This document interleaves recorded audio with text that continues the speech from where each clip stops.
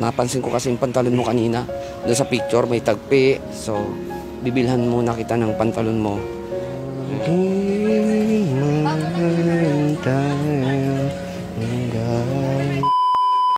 So, what's up mga katsong? Ayan, at syempre, kasamahan natin si Kuya Reka. Reka kasi yung kanyang palayaw, no? Pero Roland talaga siya. Para bumili ng kanyang masusuot, no? Kasi napansin ko kasi yung kanyang pantalon is tagpi-tagpi. So pansamantala bibilhan natin siya ng mga damit at kung ano yung kaya nating mabili dito sa Walter Mart. Kaso bigla akong napaisip, saan nga pala ako kukuha ng pambili? Eh hindi pa ako sumasahod doon sa video na nagtrending sa akin sa page ko. 3 hours later. So ayun guys, pupunta ako sa Cebuana Lolier kasi wala pa kasi akong sahod ngayon guys at pupuntahan natin yung bata. Magsasangla muna tayo. Sangla ko. Sangla. Ayan. Sir, okay na sir? At dahil nga medyo matagal pa yung sahuran natin doon sa video na nagtrending sa page ko, so kailangan muna nating gumawa ng paraan para lang matuloy yung gagawin nating surprise visit doon mismo sa school nung bata kasi sinasabi nila na hindi raw estudyante yon. So gusto kong patunayan sa lahat na isang estudyante yung bata na yon at hindi ako nagkamali na bumili ako ng sampagita sa kanya. Panlalaki sa kabila daw. Baka mamaya mabili mo pambabae.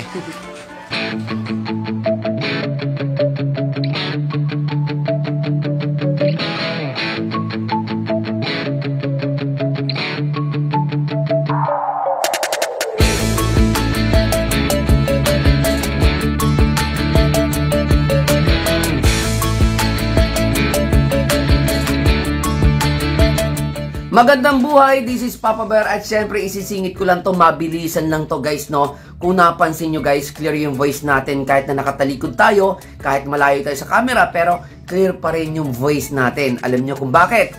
Ito ang aking sekreto, ang Saramonic Blink 900 B2. Yan guys, so tingnan nyo naman, dual channel na ito guys, no? At may 2.4 GHz wireless microphone system. Nako, napaka-astig, napaka-lupit guys. Kita nyo naman yung output dito sa vlog ko, no? Kahit na malayo, kahit na nakatalikod, talagang rinig. At syempre, gusto ko nga pala magpasalamat kay Mami Comi. Dahil doon sa binigay niyang reward sa akin, nagkaroon tayo ng ganito. Thank you so much, Mami Comi. Yun lang. Oh. Ha? Sigurado ka? Sigurado ka? Kasya yan. Sure ka dyan ha? Anong size niyan?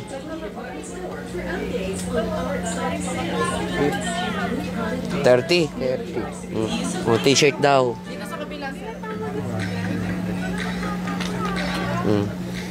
Sino Sir Jogger?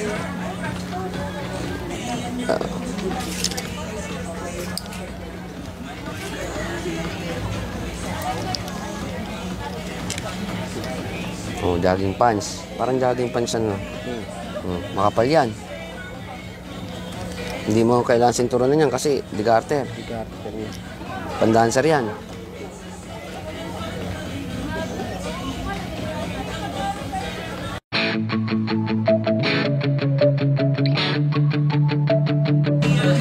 So ayan, papipiliin natin siya. Eto, baka gusto mo to. Oh. Uy, inalaglag. Teka lang. Ano ba to?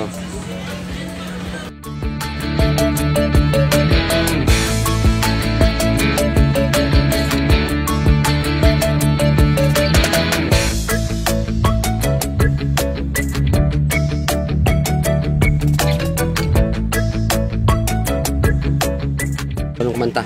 Marunong naman. O, ay sample naman dyan habang namimili ka. Anong kanta yung paborito mong kantahin?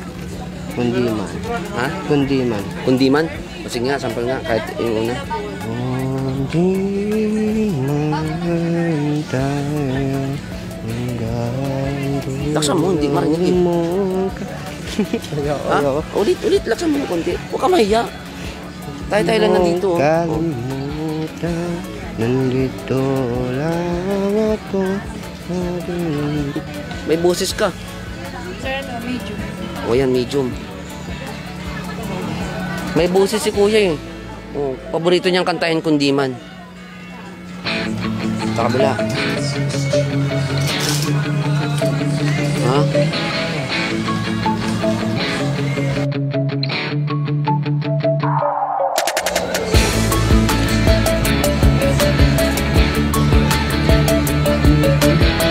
Medium. Ano bang ano mo? Ha? O yan. Ikaw, nasa yun naman yun. Anong kulay ang gusto mo? Puti. O ba, puti gusto mo puti. Lagyan mo dyan. Ano pa? Isa lang? Ha?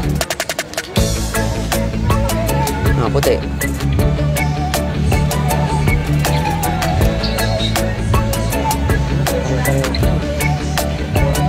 Ayan. O, gusto mo yan.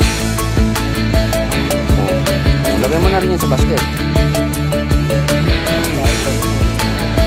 O, ano pa?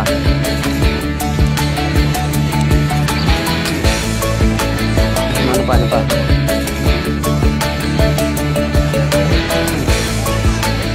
Ano pa?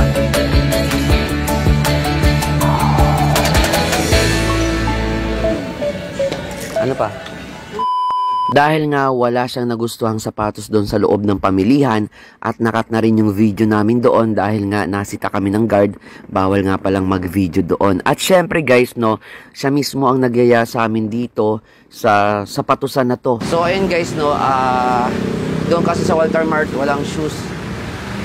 Kaya dinala niya kami dito. Siya yung nagdala sa amin dito, si Kuya Roland. Ba't gusto mo dito bumili? Maganda, tsaka maraming klase. Mga branded. Mas gusto mo dito bumili kaysa doon sa ano? Mas matibay. Dahil sa desisyon niya na yon, lalo niya ako napahanga. At hindi lang napahanga, kundi na-relate din ako sa kanya. Dahil nung time na ako ay nagtatrabaho pa, sa ganito rin ako bumibili ng sapatos. Dahil wala nga akong pambili ng mas branded at bagong sapatos. Nakita ko sa kanya na marunong talaga siyang dumiskarte at marunong siyang makontento. Hindi siya maarte pagdating sa gamit. Tinitingnan niya yung quality. Hindi siya, kumbaga parang hindi siya ano sa mga bago-bago. Pero yung mga damit na pinamili natin sa kanya guys, bago yan. Habang namimili siya ng sapatos na gusto niya dito sa ukay, napaisip ako na siguro kung ibang tao ito, mas gusto nito sa mga branded at mamahalin at pupunta ng mall para doon bumili ng sapatos. Siyempre, alam niya na libre eh. Alam niya na hindi siya yung gagastos. Pero siya guys, no, mas gusto niya na dito niya kami dalhin para makapamili siya ng gusto niya. Hours later.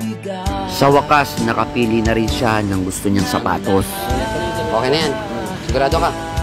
Sige, kaya hindi natin yung kay ate.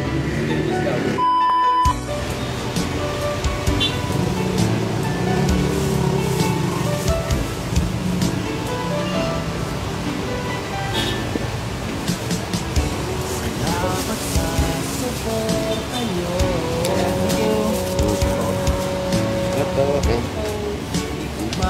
Sigurado ka dyan, ha? Ikaw yung nagdala sa amin dito sa... Yan, gusto mo. So, ako din dati, ganyan din yung gusto ko eh. Sa ganyan din ako gusto sa bumili. Ano nga? Mas matibay pagkagitay. Oo, matibay. So, saan? Lalo na yung ano? Saan ka sasakay niyan? Ha? Doon? O, ano tayo dito? Maraming salamat sa iyo sa pagiging simple mo, mabuhay ka, Reka, no? At sa susunod nating pagkikita. Hanggang sa muli, mag-ingat ka sa iyong pag-uwi. So, ayun na nga, no? At tapos na namin naipamili si Kuya Roland. So, yung mga short, pantalon, mga damit, mga bago lahat yan. Pero yung sapatos, mas pinili niyang bumili doon sa ukay. No, nakarelate ako doon sa kanya kasi dati mas gusto ko ring bumili sa ukay kasi matibay nga. Kasi doon sa Walter wala kami makita na ano. Ayaw niya naman yung bagong sapatos doon kasi mahuna daw. So ano masasabi mo? Okay ka na dyan? Okay so na. yung wish mo sa Pasko na gift? Cellphone ano? Tumalay natin, di ba, magkaroon. Saka sasakay niyan. Mag-ingat ka ha. Mag-ingat ka. Okay, sabay na tayo papunta ron. Tara. Sasakay ka niyan. At syempre, para may panggastos ka, pag binibigyan ba kita ng nung saan mo ginamit yung yung tip ko sa'yo nung nakaraan? Nung bili namin ng pagkain sa bahay. Okay. Tapos ako, kain lang ako ng kain. Ayun. So, para saka diretso ka dyan.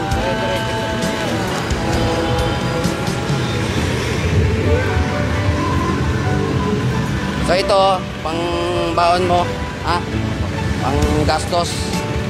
At huwag mo gastusin sa, gastusin mo sa tama. Okay?